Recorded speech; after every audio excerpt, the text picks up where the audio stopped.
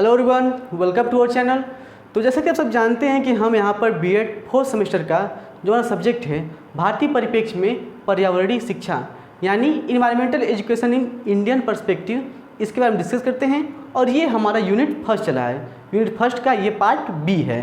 Part B में हम पढ़ रहे हैं पर्यावरणीय संरक्षण, यानी कि पार्ट ए में हम पढ़े थे पर्यावरणीय प्रदूषण के बारे में, यानी इन्वायरमेंटल पोल्यूशन के बारे में पढ़ा था। अब हम पढ़ेंगे इन्वायरमेंटल प्रोटेक्शन के बारे में।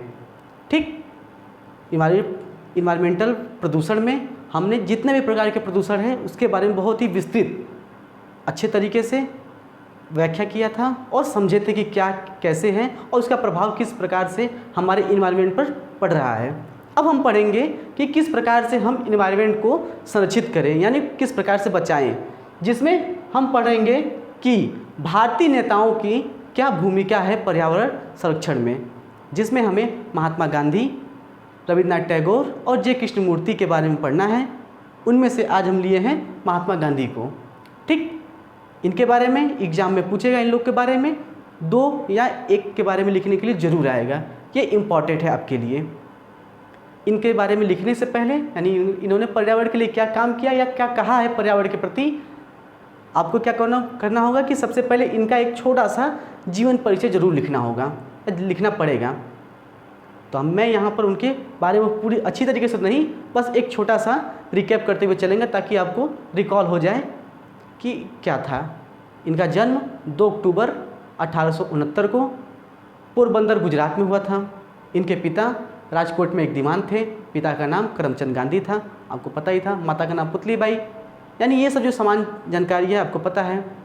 मैट्रिकुलेशन पास करके ये इंग्लैंड चले गए और 10 जून 1891 में वहाँ एक वकालत की परीक्षा पास की।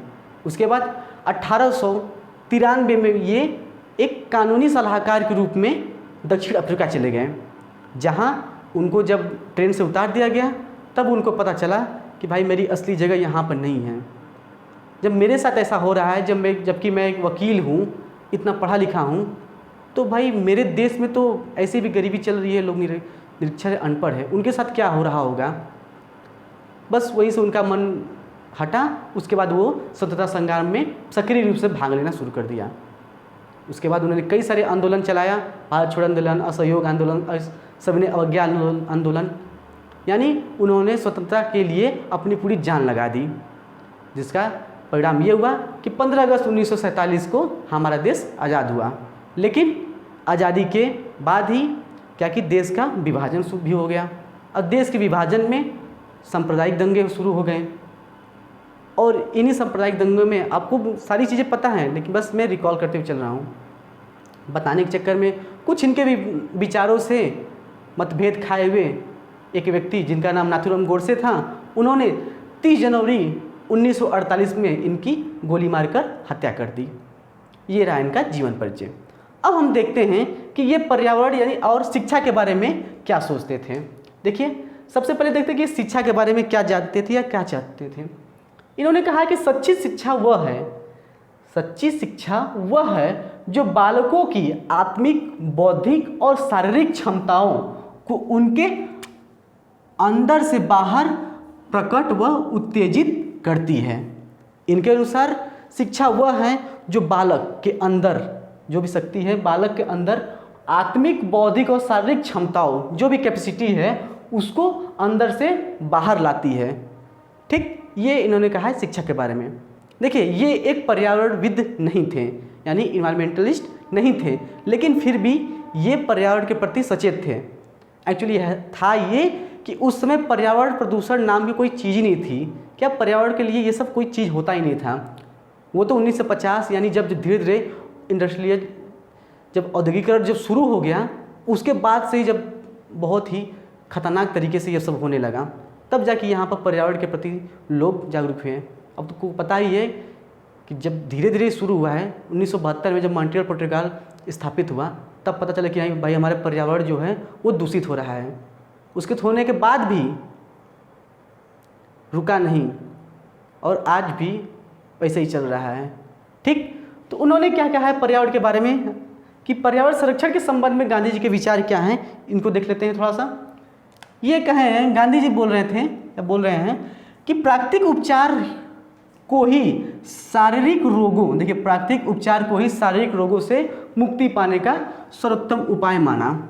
यानी ये क्या कह रहे हैं कि जो भी शारीरिक रोग हमारे फिजिकल जो भी डिजीज हैं वो प्राकृतिक उपचार के द्वारा ही ठीक किए जा सकते हैं। ठीक, अगला क्या है और क्या कह रहे हैं ये पर्यावरण के बारे में? इनका विचार ये था कि जो व्यक्ति इधर उधर गंदगी फैलाता है या प्रदूषण करता है, पानी दूषित करता है, जल दूषित, हवा दूषित करता है, वह मनुष्य और प्रकृति के प्रति अपराध करता है। ठीक, और क्या कह रहे हैं ये कह रहे हैं कि जो मनुष्य पर्यावरण बिगाड़ता है उसे नरक से भी कोई नहीं बचा सकता। ठीक है, अब तो गांधी जी भी बोल दिए हैं, अब पता चल गया कि पर्यावरण को नहीं बचाएंगे, पर्यावरण को नुकसान पहुंचाएंगे तो आपको नरक मिलेगा। आप कितना भी पूजा पाठ कर लीजिए लेकिन आपको नरक मिलेगा। ये गांधी जी के अनुसार था कि जो मनुष्य पर्यावरण बिगाड़ता है उसे नरक से कोई नहीं बचा सकता। ठीक, अगला क्या है कि औद्योगिकरण के बारे में इनका क्या विचार था? देखिए, औद्योगिकरण के प्रति उनका विचार यह कभी नहीं था कि औद्योगिकरण निरर्थक है। ये नहीं कभी चाहते थे कि भाई ये बेकार चीज़ है, लेकिन वे ये चाहते थे कि यंत्रीकरण यानी औद्योगिकरण के सभी योजनाएं मनुष्य के स्थान, यानी सभी योजनाओं में मनुष्य का स्थान सर्वोपरि हो। यानी जो भी काम हो रहे हैं, जो भी औद्योगिकरण या यंत्रीकरण हो रहा है उसमें मनुष्य को स्थान सर्वोपरि हो, यानी मनुष्य को देखकर उसके अनुसार हो। आज के जैसे नहीं कि मुझे दूसरे से क्या फ़ायदा, मुझे दूसरे से क्या मतलब, मुझे अपना काम रखना है, मुझे मेरी फैक्ट्री चलानी है, मैं अपने मन का पोल्यूशन फैला रहा हूँ, मुझे दूसरे से क्या मतलब। ये काम बिल्कुल नहीं था। उनका ये मानना था कि यांत्रिकरण का मतलब ये है कि ठीक है कोई दिक्कत नहीं, यांत्रिकरण भी कहीं ना कहीं ज़रूरी है। ऐसी बात वही वो विरोधी थे। उनका कहना ये था कि यांत्रिकरण से क्या होता है कि मैक्सिमम लोग बेरोजगार हो जाते हैं। मशीन आ जाएगा, 10 लोग का काम एक मशीन ही कर दे रहा है, तो इससे क्या ज़्यादा लोग बेरोजगार हो रहे हैं। लेकिन फिर भी ये करें कहीं ना कहीं औद्योगिकरण भी जरूरी है, लेकिन उसमें मनुष्य की भलाई देखते हुए, यानी मनुष्य को सर्वोपरि रखकर ये कोई भी काम किया जाए, कोई भी यांत्रिकरण किया जाए। ठीक, अगला क्या है कि गांधी जी ने स्वच्छता को स्वतंत्रता से भी अधिक आवश्यक माना है। देखिए, अधिक आवश्यक बताया, ध्यान दीजिएगा कि गांधी जी ने स्वच्छता को स्वतंत्रता से भी अधिक आवश्यक बताया। इनका विचार यह था कि कचरा जो है वो पर्यावरण का दुश्मन और स्वच्छता वो पर्यावरण का दोस्त है। ठीक, इन्होंने भी बहुत ही सुने भी होंगे कि भाई जानते हैं कि गांधी जी बहुत ही स्वच्छ तरीके से रहना पसंद करते थे। तो वही कहते थे कि जो स्वच्छता है, कचरा जो है वो पर्यावरण का दुश्मन है और स्वच्छता क्या है, हमारे पर्यावरण का दोस्त है। ठीक, ये रहा इनके बारे में कुछ विचार। कुछ और विचार हैं उनके बारे में भी देखते हैं, लेकिन सबसे पहले आप थोड़ा सा स्क्रीनशॉट ले लीजिए, उसके बाद हम चलते हैं, देखते हैं क्या है आगे इन्होंने क्या कहा है पर्यावरण के बारे में। देखिए, अब हम उनके कुछ अन्य बिंदुओं के बारे में चर्चा कर लेते हैं। जैसा कि मैंने बताया कि गांधी जी ने कोई ऐसे इंडिविजुअल ना तो किताब लिखा था, ना ही कोई पत्रिका उनके छपी थी कोई पर्यावरण के बारे में, लेकिन उनके जीवन से संबंधित चीज़ों से हम पर्यावरण के प्रति सचेत हो सकते हैं, जो हमारे लिए बहुत ज़रूरी है। उनका जीवन इतना संतुलित था, इतना डिसिप्लिन था कि हम उनके जीवन के द्वारा, उनके द्वारा जो भी नैतिक सिद्धांत थे उसके हम पर्यावरण में पर्यावरण का संरक्षण कर सकते हैं। कैसे? देखिए, यहाँ पर है कि सादा जीवन उच्च विचार। गांधी जी जैसे कि पता है कि वो हमेशा सादा जीवन उच्च विचार वाले व्यक्ति थे। वो जैसा था वैसा में ही खुश रहते थे। लेकिन आज के ज़माने में क्या है कि लोग भौतिक सुख के पीछे बहुत तेज़ी से भाग रहे हैं।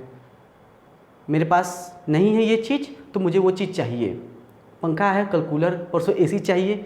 तो मतलब क्या है कि कभी कभी होता है कि दूसरों को दिखाने के भी चक्कर में लोग ऐसी चीज़ें का, ऐसी उत्पादों का अपने घर पर ला देते हैं। भाई ऐसे ही होता है ना कि दूसरे के चीज़ भौतिक सुखों को भोगने के लिए कुछ अननेसेसरी चीज़ भी काम कर देते हैं। वो उतने में चाहे तो खुश रह सकते हैं, लेकिन फिर भी वो ऐसा काम नहीं करते हैं। इससे क्या होता है कि बहुत सारे प्रदूषण होगा। भाई मैक्सिमम जो चीज़ें हैं क्या है एसी है, फ्रिज है, इन सब चीज़ें से जो गैसें निकलती है वो हमारे ओजोन को लेयर को नुकसान पहुंचाती है। और क्या, आप बाइक से चल सकते हैं लेकिन फिर भी आपके पास थोड़ी सी पूंजी आई, थोड़ी सी कैपिटल है, कैपिटल मतलब पूंजी आया, तो अब क्या किया, अब कार ले लिए। भाई कार तो बाइक की अपेक्षा ज़्यादा प्रदूषित करता है पर्यावरण को, लेकिन आपको भौतिक सुख भोगना है, दूसरों को दिखाना है। अब सादा जीवन भी रह सकते थे लेकिन फिर भी नहीं। तो यही आप बोल रहा है कि आप गांधी जी के जीवन से आप समझ सकते हैं, आप पर्यावरण संरक्षण के बारे में कुछ न कुछ सीख सकते हैं। ठीक, यही बोले हैं कि सादा जीवन उच्च विचार। अगला है कि अहिंसा। अहिंसा का क्या मतलब है? अहिंसा का मतलब ये है कि आप अहिंसा मत करिए। भाई जानते हैं कि गांधी जी अहिंसा के पुजारी थे। अहिंसा का मतलब कोई भी जीव जंतु को आप न मारे, मनुष्य हो जिसमें जो जीवित हो। भाई पेड़ पौधे जीव जंतु भी तो जीवित ही हैं, उसमें भी जीव हैं। यानी आप पेड़ को न काटें, वृक्षों को न काटें, उनको बेवजह परेशान न करें, उनको बेवजह नुकसान न पहुँचाएँ। जैसे मैंने बताया था कि लोग काट रहे हैं, अगर कोई पूछ भी रहा है, लोग फलों को पेड़ों को नुकसान पहुंचा रहे हैं, कोई पूछ भी रहा है तो वो क्या कि तुमसे क्या मतलब, तुम कौन होते हो बोलने वाले। तो ऐसे बिल्कुल नहीं करना है, आपको अहिंसा का पालन करना है। अहिंसा का मतलब उसमें भी जीव है, आप उसको क्यों नुकसान पहुंचा रहे हैं। गांधी जी ये कहना चाहते थे। अभी गांधी जी के सिद्धांतों में से, गांधीवादी सिद्धांतों में से हम ये बात निकाल कर रख सकते हैं। ठीक, अगला है सत्य। सत्य का मतलब ये है कि गांधी सदा सत्य बोलने पर थे, तो आप हमेशा अपने पर्यावरण के प्रति सत्य रखिए, झूठ ना हो कोई भी चीज़। जैसे मैंने बताया था कि लोग योग करते हैं तो झूठ का योग करते हैं। एक दिन फ़ोटो खिंचा लिए, हो गया उनका योग। भाई आपको अपनी सेहत का ख्याल जब से नहीं रहेगा तो आप फ़ोटो खिंचा कर क्या ही करेंगे, फ़ोटो खिंचा के क्या ही करेंगे, पहले ये बताइए। होता है, मैक्सिमम लोग ये काम करते हैं। यानी आप अपने प्रति सत्य रहिए। ये भी इनके विचार से आप समझ सकते हैं, जो कि पर्यावरण के प्रति भी और आपके खुद के प्रति बहुत अच्छा होगा। अगला है कि अस्तेय। अस्तेय का मतलब होता है अनुचित कार्य न करना। अनुचित कार्य न करना, चोरी न करना, अनुचित कार्य न करना, अस्तेय का मतलब ये होता है। तो अनुचित कार्य करना का मतलब क्या है? आप कूड़ा जला रहे हैं, ये तो अनुचित ही कार्य है। बेवजह कूड़ा फेंक रहे हैं, ये भी अनुचित कार्य है। इससे क्या ये पोल्यूशन हो रहा है। ठीक, तो ये है कि अनुचित कार्य न करना। अब जल को नुकसान पहुंचा रहे हैं, जल प्रदूषण हो रहा है, ये भी अनुचित कार्य है। यानी इनके सिद्धांतों से आप पर्यावरण के प्रति भी संरक्षण का सिद्धांत निकाल सकते हैं। ठीक, अगला है कि ब्रह्मचर्य। इनके ब्रह्मचर्य का मतलब ये है कि आप ब्रह्मचर्य का पालन कर कर जनसंख्या पर कंट्रोल कर सकते हैं। जैसे मैंने बताया कि मेनली ये सब पर्यावरण के कारण क्या है, जनसंख्या वृद्धि। जनसंख्या वृद्धि के कारण ही बहुत सारी जो पोल्यूशन हो रहे हैं या इन सब हमें मामलों या फिर प्रॉब्लम फेस करनी पड़ रही है। तो अब ब्रह्मचर्य का पालन कर कर कहीं ना कहीं आप जनसंख्या कंट्रोल कर सकते हैं। नहीं, जब ब्रह्मचर्य का पालन कर सकते हैं तो एटलीस्ट फैमिली प्लानिंग तो कर ही सकते हैं। ठीक, इनका हो गया ब्रह्मचर्य। अगला है कि अपरिग्रह। अपरिग्रह का मतलब होता है कि वही बेवजह के धन का इकट्ठा करना। लोग धन के पीछे इतने पागल हैं कि वो अच्छा बुरा सब भूल जाते हैं। बड़े बड़े बिल्डर लोग हैं, उनको बस अपना बिल्डिंग तैयार करना है, कैसे भी करके उस ज़मीन को खाली करानी है मुझे, वहाँ पर मेरा बिल्डिंग तैयार होगा, वहाँ पर मैं कॉलोनी बनाऊँगा, वहाँ पर मेरे बहुत सारे फ्लैट लगेंगे। तो उससे क्या होता है कि वो पैसे आपके पास बहुत सारे हैं और अधिक के चाह में अब क्या कर रहे हैं, पर्यावरण को नुकसान पहुँचा रहे हैं। तो यही बोल रहे हैं कि अपरिग्रह का भी आप पालन कर रहे हैं, तो इसके द्वारा आप पर्यावरण संरक्षण में अपना योगदान दे सकते हैं। ठीक, अगला है कि क्रोध। ये क्रोध के भी आप जानते हैं कि भाई गांधी जी वो क्या बोलते हैं कि कोई आपको एक थप्पड़ मार रहा है तो आप क्रोध न करिए, आपको रिप्लाई नहीं दीजिए, दूसरा गाल आगे कर दीजिए, यानी क्रोध न करना। लेकिन क्रोध का मतलब ये पर्यावरण से कैसे रिलेटेड है? आप इस समय देख सकते हैं क्रोध रूस और यूक्रेन, किन्हीं दो व्यक्तियों के क्रोध का कारण आज पर्यावरण नुकसान हो रहा है, मानव जाति का नुकसान हो रहा है। आप न्यूज़ चैनलों पर, अखबारों में पढ़ रहे होंगे कितना विनाश रूप ले चुका है वे युद्ध, और कितनी बुरी तरह से तबाह हुई है। घर नुकसान हो रहा है, पेड़ जहाँ बम गिर रहे हैं, जहाँ रॉकेट गिर रहे हैं, तो भाई पेड़ भी तो नुकसान हो रहा है, वहाँ पर ज़मीन खत्म हो जा रही है, ज़मीन नुकसान है, जानवर मर रहे हैं, यानी क्रोध के कारण आप पर्यावरण को नुकसान पहुंचा रहे हैं। ठीक। अगला है कि लोभ। लोभ भी है, लोभ है, मोह माया के द्वारा लोग क्या कर रहे हैं, पर्यावरण को नुकसान पहुंचा रहे हैं। उनको अधिक से अधिक के चाह में, लगाव में, वो अगर लोभ नहीं रहेगा तो क्या करेंगे, नहीं पर्यावरण को नुकसान पहुंचाएंगे। मेरा एक घर है, मैं उसी में खुश हूँ, लेकिन मुझे वहाँ भी घर बनाना है, लेकिन वहाँ एक फ्लैट ले लिए। अब भाई वहाँ आपके पास पैसे है, ठीक है, कोई दिक्कत नहीं है, आप वहाँ बगीचा नहीं बना सकते हैं, नहीं मुझे वहाँ घर ही बनाना है। लोभ है, इसको भी रख सकते हैं। और युद्ध, संघर्ष और पर्यावरण, जस्ट इसको आप ये क्रोध के अंतर्गत रख सकते हैं कि युद्ध, संघर्ष और पर्यावरण। गांधी जी अहिंसा के पुजारी थे, वो युद्ध के बिल्कुल समर्थक नहीं करते थे। उनके ऊपर अंग्रेज लाठी चार्ज भी कर देते थे, लेकिन तब भी वो अपनी लाठी नहीं उठाते थे, यानी वो युद्ध के विरुद्ध थे। ठीक। जो युद्ध लड़ेगा, आप देख रहे हैं कि जैसे कि अमेरिका ने नागासाकी, हिरोशिमा पर जो बम गिराया, युद्ध का परिणाम है कि आज भी जो लोग जन्म ले रहे हैं वो विकलांग हैं, और वहाँ की जो भी बायोडाइवर्सिटी वो ख़त्म हो चुकी होगी। यानी युद्ध, संघर्ष और पर्यावरण को रख सकते हैं। अगला है यहाँ पर कि पर्यावरण सुरक्षा और संरक्षण। पर्यावरण सुरक्षा और संरक्षण के मतलब क्या है कि गांधी जी बहुत ही स्वच्छता प्रिय व्यक्ति थे। इनके स्वच्छता और गांधीवादी जो भी शिक्षा थे, इनको ही बेस मानकर हमारे संविधान में क्या है कि मौलिक कर्तव्य में रखा गया है पर्यावरण सुरक्षण के बारे में। 48A और 51A में आप समझ सकते हैं कि इनके कहीं ना कहीं ये भी बात था कि गांधी जी चाहते थे कि पर्यावरण को भी आप महत्व दीजिए। ठीक। और है स्वास्थ्य और सफाई कर्मी और गांधी जी। इनका मतलब ये था कि आप देख सकते हैं कि पहले क्या था कि बहुत ज़्यादा छुआछूत, भेदभाव ये सब होता था। जो कुछ निम्न जाति के लोग थे वो ही सफाई करते थे, गंदगी साफ करते थे। तो गांधी जी के अनुसार ये था कि ये तो भगवान तुल्य हैं, ये दूसरों की गंदगी साफ कर रहे हैं तो भगवान तुल्य है। जैसे भगवान हम सबका दुख हरते हैं, हम सबके मन की गंदगी साफ करते हैं, तो ऐसे ये हम लोग की गंदगी साफ करें, इसका मतलब ये भगवान के बराबर हैं। इसलिए उन्होंने एक जो पर्टिकुलर जो एक कास्ट था उसका नाम हरिजन दिया था, यानी ये हरि के जन हैं। ठीक। आप लोग स्क्रीनशॉट ले लीजिए। ओके। उम्मीद है कि आपको ये क्लास समझ में आई होगी।